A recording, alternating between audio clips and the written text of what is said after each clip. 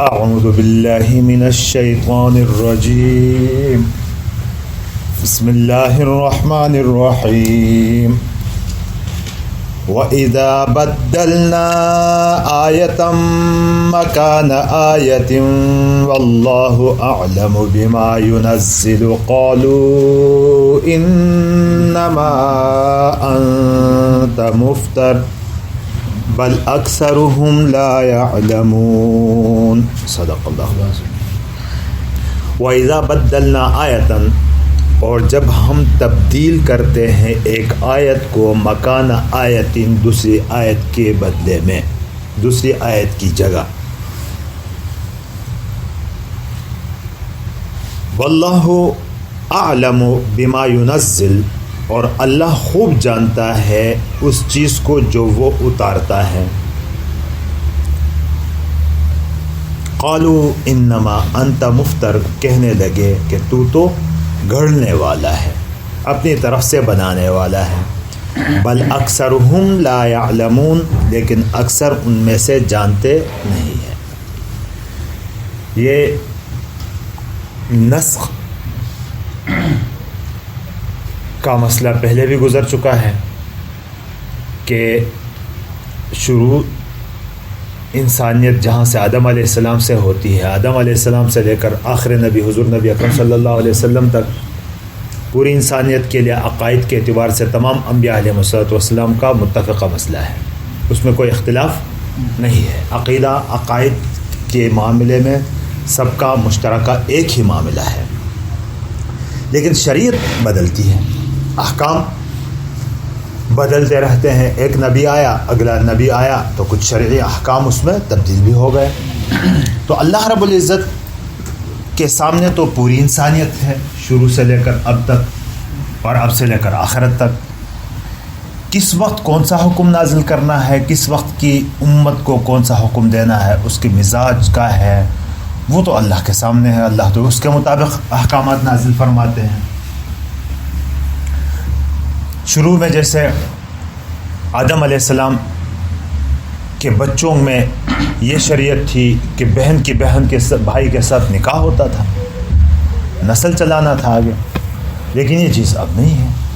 اگرچہ اس میں بھی کچھ شرائط تھے، ان شرائط ہی کے تحت ہوتا رہا یہ سب کچھ کہ بہن کا بہن کے ساتھ نکاح ہوا حضرت آدم علیہ السلام کے زمانے میں، لیکن پھر بعد میں یہ تبدیل ہوتا گیا۔ تو ایک نبی دوسرے نبی کے آنے تک شریعت کا ایک ہونا کوئی ضروری نہیں تھا، البتہ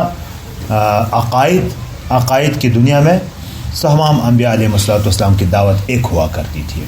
تو اگلی آنے والی شریعت پچھلی گئی گزری شریعت کو نسخ کرنے والی تھی، منسوخ کرنے والی تھی۔ اسی طرح یہ نسخ کا سلسلہ چلتا آیا۔ حضور نبی اکرم صلی اللہ علیہ وسلم کے زمانے میں بھی کسی کام کو حرام قرار دینا ہو، شروع میں اس میں تھوڑی سی نرمی کی گئی، بعد میں اس کو منع کر دیا گیا، یا کوئی چیز منع تھی اس کو آزاد کر دیا گیا۔ تو یہ نسخ کا سلسلہ عقلی طور پر چلتا رہا ہے، اور اللہ حکیم ذات ہے، اس کو پتہ ہے کہ کس وقت کون سا حکم دینا ہے، اس وقت کون سا حکم ان کے اوپر نازل کرنا ہے۔ یہ اللہ رب العزت تو حکیم ذات ہے، اور یہ ہوتا بھی ہے عام عقلی دنیا میں بھی کہ کسی مریض کا علاج کرانا ہو تو ڈاکٹر شروع میں کچھ دوائیں اس قسم کی دیتا ہے، کہتا ہے 1 ہفتے تک یہ استعمال کر کے پھر آ جاؤ، پھر اس کو بلا لیتا ہے۔ اصل مرض کی جو تشخیص وہ تو کر چکا ہوتا ہے، اصل مرض کا علاج ابھی سے شروع نہیں کرتا، لیکن ابھی کچھ دوائیں دینے کے بعد ایک مزاج اس کا ایک طرح کا بنانے کے بعد پھر اس کا علاج شروع کرا دیتا ہے۔ بڑے ڈاکٹر بڑی امراض میں اسی طرح کرتے ہیں۔ تو یہ چلتا ہے، کس وقت کیا کرنا ہے وہ ڈاکٹر جانتا ہے۔ اب مریض کو سب کچھ معلوم ہونا کوئی ضروری نہیں ہوتا۔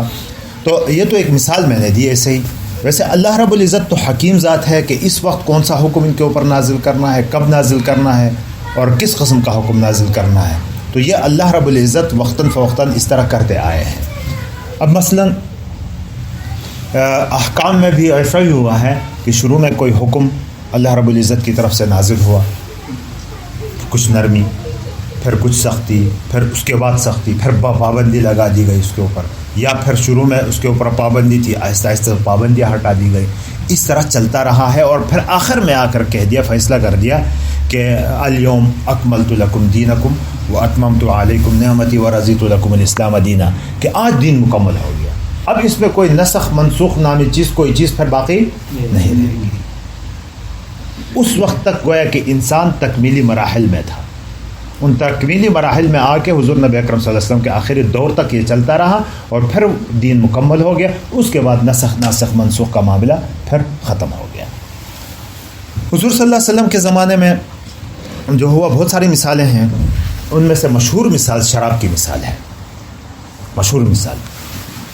شروع میں شراب کے بارے میں یہ کہہ دیا کہ وَإِسْمُهُمَا أَكْبَرُ مِن نَفْعِهِمَا، وَإِسْمُهَا کیا ہے آیت؟ ہاں اس طرح ہے، وَإِسْمُهُ أَكْبَرُ مِن نَفْعِهِ یا وَإِسْمُهُمَا أَكْبَرُ مِن نَفْعِهِمَا، وَإِسْمُهُ أَكْبَرُ مِن نَفْعِهِمَا۔ ہاں، اس کا گناہ اس کے نفع سے زیادہ ہے، تو اس کا مطلب یہ ہے کہ حرام بالکل قرار نہیں دیا، بلکہ کہہ دیا کہ اس کا گناہ اس کے نفع سے زیادہ ہے، گویا کہ اس میں نفع بھی ہے۔ اور پھر دوسری مرتبہ پھر کچھ عرصہ گزرنے کے بعد بہت سارے صحابہ تو اسی وقت سمجھ گئے کہ یہ چیز حرام ہونے والی ہے، اس لیے پسند نہیں کیا گیا، ناپسندیدگی کے الفاظ ہیں، لیکن پھر بھی یہ چلتا رہا کیونکہ حرمت کا حکم ابھی پورا نازل نہیں ہوا تھا۔ ایک موقع ایسا آیا کہ فرمایا کہ لا تقربوا الصلاة وانتم سکارا، نشے کی حالت میں، شراب کے نشے کی حالت میں نماز کے قریب مت جاؤ، اس طرح کا حکم آیا۔ تو اب یہ اور بھی سختی ہونے لگی، اس کے اوپر پابندیاں لگتی آ گئی، اور آخر میں آ کے سورہ مائدہ کی آیت ہے کہ انما الخمر والمیسر والانصاب والازلام رجس من عمل الشیطان فاجتنبوه لعلکم تفلحون۔ یہ کتنے سخت الفاظ استعمال ہو گئے پھر کہ مکمل طور پر اس کے اوپر پابندی لگا دی گئی۔ تو اب اس کو کہتے ہیں کہ پچھلا حکم منسوخ ہو گیا، اگلا نافذ ہو گیا، یہ ناسخ ہے، وہ منسوخ ہے۔ تو اس نسخ اور منسوخ یہ اللہ حکیم ذات ہے کہ کس وقت کب دینا ہے، وہ اس حکمت کے مطابق دیتا تھا۔ شروع میں شاید اللہ کو تو معلوم ہے کہ اگر شروع ہی میں پابندی لگا دی جاتی اس کے اوپر تو شاید لوگوں کے اوپر مشکل گزرتا۔ اللہ رب العزت نے آہستہ آہستہ کر کے اس کے اوپر مکمل پھر پابندی لگا کے آخر میں فرمایا الیوم اکملت لکم دینکم۔ اس چیز کو بنیاد بنا کر کافر لوگ اعتراض کرتے تھے مسلمانوں کے اوپر، حضور صلی اللہ علیہ وسلم کے اوپر، کہ بھائی ایک آیت کبھی آتی ہے، کبھی آگے جا کے کوئی اور آیت آتی ہے۔ اس حکمت سے وہ ناواقف تھے، اس حکمت سے وہ ناواقف تھے۔ تو یہاں اسی کے بارے میں فرمایا کہ وَإِذَا بَدَّلْنَا آیَةً مَكَانَ آیَةٍ، کہ جب ہم بدل دیتے ہیں، تبدیل کرتے ہیں ایک آیت کی جگہ دوسرے آیت کو، وَاللَّهُ أَعْلَمُ بِمَا يُنَزِّلُ، جو کچھ اتارتا ہے اللہ زیادہ بہتر جانتا ہے۔ قالوا انما انت مفتر، وہ کہنے لگے کہ تو گھڑنے والا ہے۔ بل اکثرهم لا يعلمون، لیکن اکثر ان میں سے جاہل ہیں، جانتے نہیں ہیں۔ قل، کہہ دیجئے، نزلہ روح القدس، یہ نسخ منسوخ اس آیت کا مفہوم کلیئر ہو گیا، واضح ہو گیا، کوئی بات تو نہیں رہے۔ قل نزلہ روح القدس، کہہ دیجئے اس کو اتارا ہے روح القدس نے۔ روح جان کو کہتے ہیں، القدس پاک جان سے مراد یہاں حضرت جبرائیل علیہ السلام ہے، کہ اللہ اور رسول کے درمیان پیغام لے کے آنے والا یہی فرشتہ تھا، اس کو اتارا ہے، لے کے آیا ہے روح القدس۔ کہاں سے؟ من رب کا، تیرے رب کی طرف سے، اپنی طرف سے بھی نہیں، تیرے رب کی طرف سے، بالحق، سچ کر کے، لیثبت الذین آمنوا، تاکہ اس کے ذریعے ثابت قدم رکھے ایمان والوں کو، یعنی ایمان کے اوپر ان کو ثابت قدم رکھے۔ جو آیتیں اللہ کی جیسے جیسے نازل ہوتی ہے، ان کے ذریعے ایمان والوں کا ایمان اور بھی مضبوط ہوتا چلا جاتا ہے، وہ ثابت قدم ہوتے چلے جاتے ہیں۔ اور وہدن، اور ہدایت ہے، وبشریٰ للمسلمین، اور بشارت ہے، خوشخبری ہے مسلمانوں کے لیے۔ تو اس سے مسلمانوں کو نسخ ہو، منسوخ ہو، جس طرح کی بھی ہوں آیتیں، جیسے جیسے اللہ کے احکامات اترتے جائیں گے، ایمان والوں کا ایمان اور پختہ ہوتا چلا جائے گا۔ لیکن اس سے کافر اپنے اس میں ان کے اعتراض سے کچھ بھی، وَلَقَدْ نَعْلَمُ أَنَّهُمْ يَقُولُونَ إِنَّمَا يُعَلِّمُهُ بَشَرٌ، اور ہم یہ بھی جانتے ہیں، وَلَقَدْ نَعْلَمُ، ہم جانتے ہیں کہ انہم یقولون کہ یہ لوگ کہتے ہیں کہ انما یعلمہ بشر کہ اس کو سکھاتا پڑھاتا ایک انسان ہے. یہ کہتے ہیں ایک روم کا ایک باشندہ تھا کوئی, وہ آ کے حضور صلی اللہ علیہ وسلم کی باتیں بڑے غور سے سنتا تھا. تو حضور صلی اللہ علیہ وسلم کی باتیں سنتے تھے, وہ ان کو بات سناتے رہتے تھے. تو انہوں نے یہ تو بہانے ڈھونڈتے تھے نا کسی طرح کا کوئی اعتراض حضور صلی اللہ علیہ وسلم کے اوپر کر دیا جائے. تو اس پر وہ کہتے تھے کہ یہ تو ایک رومی عیسائی آدمی آ کے انجیل سناتا ہے حضور کو اور محمد کو وہ سناتا ہے, اور یہ اس کو قرآن بنا کے ہمیں بتاتا رہتا ہے. یہ اس قسم کے اعتراضات کرنے لگے تھے. تو اللہ رب العزت فرماتے ہیں وَلَقَدْ نَعْلَمُ اور ہم جانتے ہیں یہ کہ أَنَّهُمْ يَقُولُونَ إِنَّمَا يُعَلِّمُهُ بَشَرٌ کہ وہ یہ کہتے ہیں کہ یہ جو اس کو سکھاتا پڑھاتا کون ہے, ایک انسان ہے, ایک انسان ہے. لسان الذی یلحدون الیہ زبان اس کی جس کی طرف یہ نسبت کرتے ہیں. الحد یلحد الحادا بری نسبت کرنا یا کوئی چیز منسوب کرنا کسی سے, الحاد. یلحدون الیہ جس کی طرف یہ منسوب کرتے ہیں اس شخص کی زبان کیا ہے, اعجمی عجمی ہے. وہذا لسان عربی مبین اور یہ واضح عربی زبان ہے. یعنی یہاں اللہ رب العزت ان کو یہ جواب دے رہے ہیں کہ بھائی جس کی طرف تم منسوب کرتے ہو کہ وہ سکھاتا ہے وہ تو ہے عجمی آدمی, اور یہاں کھلی فصیح عربی آ رہی ہے جو کہ تمہاری زبان ہے اور تم عربی کے ماہر ہو. اب ایک عجمی کی عربی تو ایسے نہیں ہو سکتی, اگر ہے تو پھر تمہیں تو چیلنج بھی کیا گیا تھا کہ اس جیسی عربی تم بنا کے لاؤ, تم عجمی کا بھی مقابلہ نہیں کر سکتے. اور اگر تم یہ کہتے ہو کہ نہیں الفاظ تو محمد کے ہیں مضمون اس عجمی کا ہے, تو پھر الفاظ اس قسم کے مخلوقات کے لیے, تو اس قسم کی مخلوق چیز کے لیے تو تمہیں چیلنج پہلے سے کیا گیا تھا کہ فَأْتُوا بِسُورَةٍ مِّن مِّثْلِهِ إِن كُنتُمْ صادقین, کہ اگر تم سچے ہو تو بلکہ آیا کہ ایک آیت لے کے آؤ اس کے مقابلے میں, وہ نہیں کر سکے. تو یہاں فرمایا کہ جس کی طرف تم منسوب کرتے ہو اس کی زبان تو عجمی ہے. وَهَذَا لِسَانٌ عَرَبِيٌّ مُبِينٌ اور یہ واضح عربی زبان ہے. إِنَّ الَّذِينَ لَا يُؤْمِنُونَ بِآيَاتِ اللَّهِ بے شک وہ لوگ جو ایمان نہیں لاتے اللہ کی آیتوں پر, لا يهديهم اللہ اللہ ان کو ہدایت تک نہیں پہنچاتا. یعنی جو عناد کی وجہ سے اللہ کی آیتوں پر ایمان نہیں لاتے اور لانا بھی نہیں چاہتے, تو اللہ رب العزت ان کو ہدایت پھر نہیں دیتا. وَلَهُمْ عَذَابٌ عَلِيمٌ اور ان کے لیے دردناک عذاب ہے. ہدایت کیوں نہیں دیتا, یہ پہلے بھی بات ہو چکی ہے. انما یفتر الکذب یقیناً جھوٹ وہ گھڑتے ہیں الذین لا یؤمنون بآیات اللہ جو اللہ کی آیتوں پر ایمان نہیں لاتے. یہ جھوٹ تو وہ کرتے رہتے ہیں, اس قسم کی جھوٹی باتیں منسوب کرتے رہتے ہیں. وَأُولَئِكَ هُمُ الْكَاذِبُونَ اور یہی لوگ کیا ہیں, جھوٹے ہیں, یہی لوگ جھوٹے ہیں. من کفر باللہ من بعد ایمانہ جس نے کفر کیا اللہ کے ساتھ ایمان لانے کے بعد. یہاں ارتداد کا حکم ہے. مسئلہ ہے کہ ایک آدمی ایمان لا رہا ہے اور پھر اس کے بعد کفر کرتا ہے. یہ ایمان لانا دونوں طرح کے ہو سکتے ہیں کہ ایمان دل میں لایا اور پھر کفر کیا, ظاہر کیا نہیں, اور ایمان دل میں بھی اور ظاہر میں بھی لایا پھر بعد میں کفر اختیار کیا اس نے. لیکن اس میں ایک صورت, اب جو ایسا کرے ومن کفر باللہ من بعد ایمانہ اپنے یقین کے بعد اللہ کے اوپر کفر کرتا ہے, یقین کے بعد اللہ کے ساتھ کفر کرتا ہے, تو اس کا حکم کیا ہے, فعلیہ غضب من اللہ تو اس کے اوپر اللہ کی غضب, اللہ کا غضب ہے. اس شخص کے اوپر کیا ہے, اللہ کا غضب ہے. وَلَهُمْ عَذَابٌ عَظِيمٌ اور اس کے لیے بڑا عذاب ہے.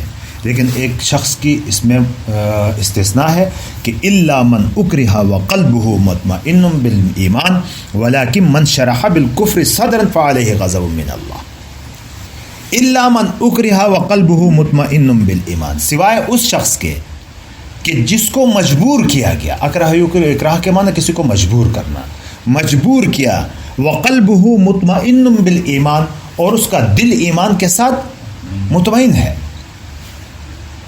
اب اگر یہ کفر کرتا ہے, کفر کے الفاظ استعمال کرتا ہے, تو پھر اس کے اوپر تو یہ عذاب نہیں ہے. لیکن ولیکن من شرح بالکفر صدرن لیکن جس کا دل کھل گیا کفر کے لیے تو فعلیہ غضب من اللہ تو اس کے اوپر اللہ کے غضب ہے. وَلَهُمْ عَذَابٌ عَظِيمٌ اور ان کے لیے بڑا عذاب ہے. بات سمجھ میں آ رہی ہے؟ آسان ہے مشکل ہے؟ ہاں یہ الا من اکرہ وقلبہ مطمئن بالایمان کہ ان کو مجبور کے صحابہ رضی اللہ تعالیٰ عنہ کے زمانے میں تو ساروں کو مجبور کیا جاتا تھا، ابتدائی ایام میں تو سبھی کو مجبور کیا جاتا تھا کفر اختیار کرنے کے لیے، اور بعض تو اتنے سخت ہے کہ جیسے ہم فضائل اعمال میں بھی پڑھتے رہتے ہیں کہ کیا ہے، یاسر کا بیٹا عمار اور ان کی بیوی سمیہ اور خباب رضی اللہ عنہ، حضرت بلال رضی اللہ تعالیٰ عنہ، اس طرح بہت سارے صحابہ، ان کے اوپر کیا گزری، حضرت سمیہ رضی اللہ تعالیٰ عنہ اور حضرت یاسر رضی اللہ تعالیٰ عنہ کے سامنے کفر جب پیش کیا گیا، انہوں نے بالکل انکار کیا تو ان کو تو قتل کر دیا گیا، ان کو تو شہید کر دیا۔ یہ پہلے شہید ہیں مسلمان اسلام کے کہ ان کو تو شہید کیا گیا، لیکن عمار رضی اللہ تعالیٰ عنہ، عمار رضی اللہ تعالیٰ عنہ کے بارے میں آتا ہے کہ ان کو جب بہت ہی زیادہ سختی کی گئی تو ایک چند کلمات کفر کے ان سے کہلوائے گئے۔ جب ان کو چھوڑ دیا گیا تو حضور صلی اللہ علیہ وسلم کی محفل میں آ کر چیخ کر رونے لگا کہ مجھ سے تو ایسے کلمات سرزد ہوئے۔ آپ صلی اللہ علیہ وسلم نے فرمایا کہ کیا تمہارا دل بھی اس طرح مانتا تھا؟ کہتے نہیں، میرا دل ایمان کے اوپر مطمئن تھا۔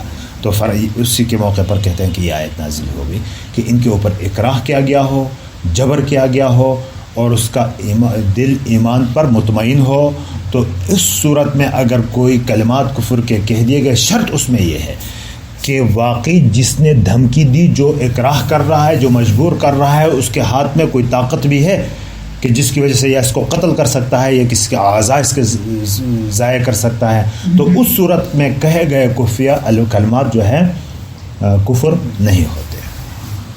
ٹھیک؟ اچھا، لیکن اس کے علاوہ جو کفر اختیار کرتا ہے ایمان کو چھوڑ کر، تو اس کے لیے اللہ کے غضب بھی ہے دنیا میں، اور آخرت میں ان کے لیے بڑا عذاب ہے۔ کیوں؟ ذالک بانہم مستحب الحیات الدنیا، یہ اس لیے کہ بانہم کہ انہوں نے استحب یستحب استحبابا، استفعال سے ہے، اس کا معنی ہے پسند کرنا، ترجیح دینا،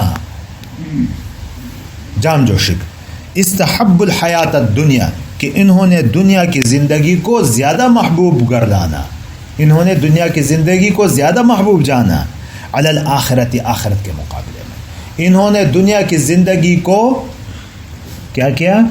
ترجیح دی آخرت کے مقابلے میں۔ وَأَنَّ اللَّهَ لَا يَهْدِي الْقَوْمَ الْكَافِرِينَ، اور بے شک اللہ کافر قوم کو ہدایت نہیں دیتا۔ یعنی کافر سے مراد کیا؟ ایسے کافروں کو کہ جو دنیا کو ترجیح دے کر دنیا ہی کے پیچھے لگے ہوئے ہیں، کبھی حق کی طرف آنا نہیں چاہتے اور بغض عناد میں لگے ہوئے ہیں، ان کو اللہ پھر ہدایت نہیں دیتا۔ اولئک الذین، یہ وہ لوگ ہیں، طبع اللہ علی قلوبہم، مہر لگا دی اللہ نے ان کے دلوں پر، وسمعہم، اور ان کے کانوں پر، وابصارہم، اور ان کے آنکھوں پر، واولئک هم الغافلون، اور یہی لوگ غافل ہیں۔ لا جرم انہم فی الآخرۃ هم الخاسرون، لازماً یہ لوگ قیامت کے دن خسارہ پانے والوں میں سے ہیں۔ لا جرم کا لفظ بار بار گزرتا ہے، جرم تو گناہ کرنا، برا کرنا، جرم کرنے کے معنی میں، لا جرم کا یہ ایک ٹرم ہے کہ لا اس کے ساتھ نفی کیا جائے تو پھر اس کا معنی لازماً، یقیناً، تحقیقی بات یہ ہے، پکی بات یہ ہے، اس معنی میں پھر یہ استعمال ہوتا ہے۔ ٹھیک ہے، کافی ہے۔